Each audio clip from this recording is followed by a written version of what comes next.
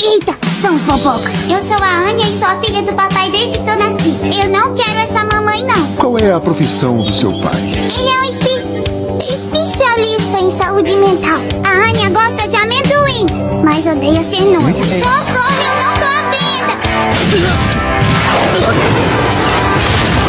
Gato preto não dá azar, é superstição. Papi, O que é que foi? a Anya pisou no cocô.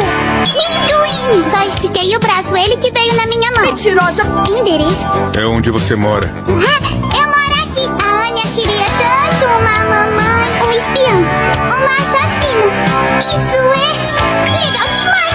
O mundo tá acabando. Vamos supor que você veja um amiguinho seu fazendo alguma coisa muito feia. O que você faz? Caio em cima dele, aí encho a cara dele de porrada e só deixo os restos. Me desculpa. Foi porque eu pisei no cocô.